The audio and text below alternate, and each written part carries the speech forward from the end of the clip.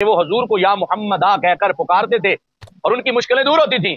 تو آج 14 صدیوں کے بعد کیوں امت میں فتنہ ڈالا جا رہا ہے؟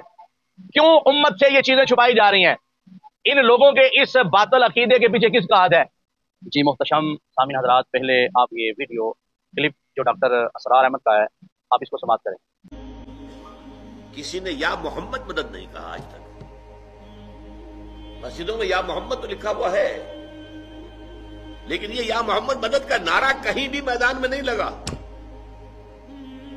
تو جی محترم، آپ نے مرزا جہلمی کے ایک بابے کا، جس کا نام ڈاکٹر اسرار احمد ہے، یہ مر چکا ہے، اس کا آپ نے کلپ سنا کہ اس نے کہا کہ کسی نے یا محمد کسی میدان میں یہ نعرہ نہیں لگایا اور کسی نے یہ یا محمد کہہ کر نہیں پکارا۔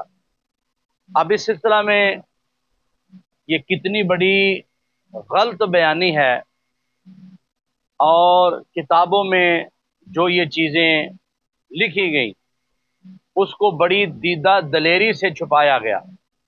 اب سب سے پہلے یا محمد کا نعرہ لگانا اور حضور نبی کریم صلی اللہ علیہ وآلہ وسلم کو صحابہ نے یا محمد کہہ کر پکارا، یہ میرے سامنے المستدرک للحاکم موجود ہے، علی الصحیحین، اس کی جلد نمبر 2 اور حدیث نمبر 1930 میرے سامنے موجود ہے۔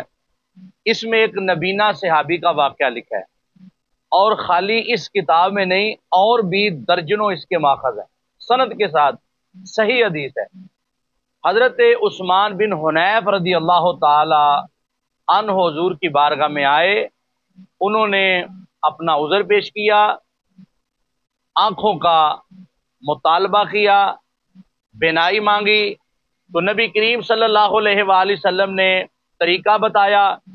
پھر اس صحابی نے جا کر نبی کریم صلی اللہ علیہ وآلہ وسلم سے جو سیکھا تھا، جو تعلیم لی تھی، اسی کے مطابق جا کر وہ عمل کیا۔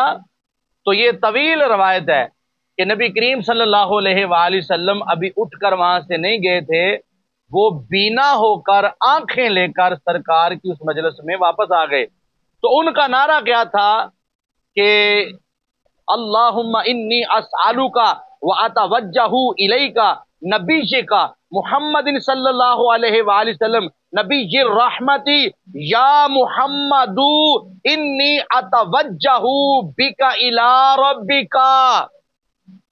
اب یہ جو لوگ کہتے ہیں کہ یا محمد کا کس نے نعرہ لگایا، کہاں نعرہ لگایا، یہ دیکھو یہ المستدرک للحاکم ہے، اور نعرہ لگانے والے صحابی ہیں، اور اپنی مرضی سے نہیں، حکم رسول سے لگا رہے ہیں، اور سرکار کی مجلس میں نہیں، دور جا کر یا محمد کہہ رہے ہیں صلی اللہ علیہ وآلہ وسلم۔ اور لوگ سوال کر رہے ہیں کہ کس نے نعرہ لگایا یا محمد مدد کا؟ یہ مدد مانگی گئی، اور مدد بھی ایسی ملی کہ ابھی سرکار وہاں تشریف فرما تھے، اور وہ صحابی واپس آئے، گئے نابینا تھے، جب واپس آئے یا محمد کے وسیلے سے انہوں نے جب پکارا، مدد چاہی، تو اللہ رب العزت نے ان کو آنکھیں عطا فرما دی۔ انی جو یا محمد کے لحاظ سے یہ امام بخاری الادب المفرد میرے سامنے موجود ہے، اور اس کا صفحہ نمبر 207 میرے سامنے موجود ہے۔ اب اس مقام پر حضرت عبداللہ بن عمر رضی اللہ تعالی عنہ کا، حضرت عبداللہ بن عمر رضی اللہ تعالی عنہما جب آپ کے پاؤں میں ورم ہوا، وہ سن ہوا یعنی سوج گیا، تو بڑی تکلیف میں تھے، تو کسی نے آپ سے یہ کہا کہ اذکر احب الناس، کہ اے ابن عمر آپ تکلیف میں ہیں، اور یہ واقعہ بھی نبی کریم صلی اللہ علیہ وآلہ وسلم کے ظاہری پردہ فرمانے کے بعد ہے، پہلا آپ کی حیات میں، اور یہ واقعہ الادب المفرد کے اندر حضور نبی کریم صلی اللہ علیہ وآلہ وسلم کے ظاہری پردہ فرمانے کے بعد کا واقعہ ہے۔ تو ابن عمر رضی اللہ تعالی عنہ جب آپ کی توجہ دلوائی گئی اذکر احب الناس، کہ آپ اسے یاد کیجئے جو سب لوگوں میں آپ کو زیادہ محبوب ہیں، آپ کو زیادہ پیارے ہیں۔ تو جب یہ توجہ دلوائی گئی تو حضرت ابن عمر رضی اللہ تعالی عنہ نے کس محبوب کو یاد کیا؟ کس کو یاد کیا؟ فقال یا محمد صلی اللہ علیہ وآلہ وسلم، تو انہوں نے نبی کریم صلی اللہ علیہ وآلہ وسلم کو یا محمد کہہ کر نعرہ لگایا۔ دو حوالے۔ اس کے بعد تیسرا حوالہ یہ قاضی عیاض مالکی رحمت اللہ تعالی علیہ کی یہ الشفاء شریف میرے سامنے موجود ہے، اس کی جلد نمبر 2 اور صفحہ نمبر 30 موجود ہے، اور اس مقام پر بھی عمل الیوم واللیل کے حوالہ سے شفاء شریف میں یہی روایت ابن عمر رضی اللہ تعالی عنہ والی موجود ہے۔ اب اسی طرح یہ حسن حسین حضرت امام محمد بن محمد جزری شافعی رحمت اللہ تعالی علیہ، یہ آپ کی مشہور زمانہ کتاب ہے۔ اب اس کتاب میں بھی یہ روایت لکھی گئی، حضرت عبد الرحمن بن سعد رضی اللہ تعالی عنہ سے روایت ہے کہ حضرت عبداللہ بن عمر رضی اللہ تعالی عنہما کا پاؤں سوکھ گیا۔ ایک شخص نے مشورہ دیا کہ اپنے کسی پیارے کو یاد کرو، پاؤں ٹھیک ہو جائے گا۔ چنانچہ فوراً انہوں نے کہا یا محمد، اور اس کا آگے امام جزری نے الادب المفرد کا حوالہ دیا۔ اور اسی طرح کہا جی میدان میں کس نے یہ نعرہ لگایا یا محمد کا؟ تو یہ میرے سامنے تاریخ طبری موجود ہے، اور اس مقام پر مسیلمہ کذاب کے خلاف جب جہاد ہو رہا تھا ان ختم نبوت کے منکروں کو، تو اس وقت صحابہ کا، غلامان مصطفیٰ کا، ایمان والوں کا، اور یہ واقعہ بھی بعد از وصال ہے۔ نبی کریم صلی اللہ علیہ وآلہ وسلم کو صحابہ نے مشکل گھڑی میں اور اپنے اور بیگانے میں فرق کرنے کا جو ان کا امتیازی نشان تھا، جو شعار تھا، وہ کیا تھا؟ صحابہ کہتے ہیں اس دن ہمارا یہ شعار تھا، اور صحابہ تاریخ طبری نے لکھا کہ اس دن مسلمانوں کا، ایمان والوں کا، مومنوں کا، صحابہ کا جنگ کے میدان میں نعرہ تھا یا محمدہ۔ یہ صحابہ کا نعرہ جو رب ذوالجلال نے اہل سنت و جماعت کو عطا کیا ہے۔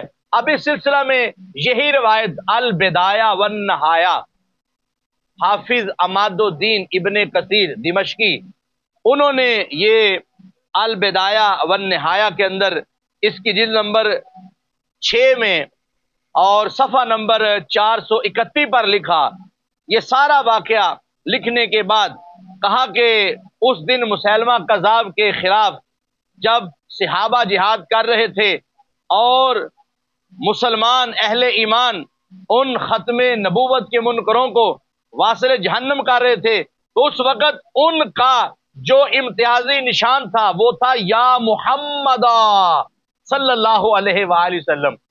تو اب میرا یہ سوال ہے کہ اتنے بڑے محدثین، مورخین، ائمہ حدیث، انہوں نے تو اس روایت کو صحیح کہا، صحابہ کا یہ عمل بتایا کہ وہ حضور کو یا محمدہ کہہ کر پکارتے تھے اور ان کی مشکلیں دور ہوتی تھیں۔ تو آج 14 صدیوں کے بعد کیوں امت میں فتنہ ڈالا جا رہا ہے؟ کیوں امت سے یہ چیزیں چھپائی جا رہی ہیں؟ ان لوگوں کے اس باطل عقیدے کے پیچھے کس کا ہاتھ ہے؟ یہ اہل حق دیانتدار لوگ اس بات کی طرف توجہ دیں، اور آپ پہچانیں ان لوگوں کو کہ جو حضور نبی کریم صلی اللہ علیہ وآلہ وسلم کے اسم مبارک کو مشکل گھڑیوں میں پکارنے سے منع کرتے ہیں، اور جو حق سچ کتابوں میں لکھا ہے یہ لوگ کیوں چھپاتے ہیں؟ آخر ان کے مقاصد کیا ہیں؟ تو میں مرزا جہلمی اور اس کے جو فالوور ہیں ان کو بھی بتانا چاہتا ہوں کہ دیکھ لو، جیسے مرزا جہلمی کتابوں کے اندر باتیں چھپاتا ہے اور مکمل بات لوگوں کو نہیں بتاتا، خیانت کرتا ہے، اور آدھی بات لوگوں کو بتاتا ہے اور حق سچ کی نفی کرتا ہے، ایسے ہی جن کو یہ اپنا بڑا کہتا ہے، اپنا بزرگ کہتا ہے، ان کو لائک کرتا ہے، ان کو فالو کرتا ہے، اب ان کا عقیدہ دیکھیں کہ کتنا وہ دیدہ دلیل سے کہہ گئے کہ جی یا محمد کس نے نعرہ لگایا، یہ نعرہ نہیں لگا، یا محمد مدد نعرہ نہیں لگا۔ تو یہ کتابیں سچی ہیں، یہ تم سچے ہو، یقیناً یہ کتابیں سچی ہیں۔ تو لہذا ایسے لوگوں سے اپنے آپ کو بچائیں، اور یہ ان چیزوں کا انکار کرنا یہ فتنہ ہے، اور ان کا اظہار کرنا، ان کو پبلک میں ہائی لائٹ کرنا، یہ اس فتنے کا خاتمہ ہے۔ رب ذوالجلال کی بارگاہ میں دعا ہے، خلاق کائنات جل جلالہ ہمیں دین اسلام کی خدمت کی توفیق عطا فرمائے، اور ہمیں آخری دم تک حق سچ کا ساتھ دینے، اس کے ساتھ کھڑا رہنے کی خلاق کائنات توفیق عطا فرمائے۔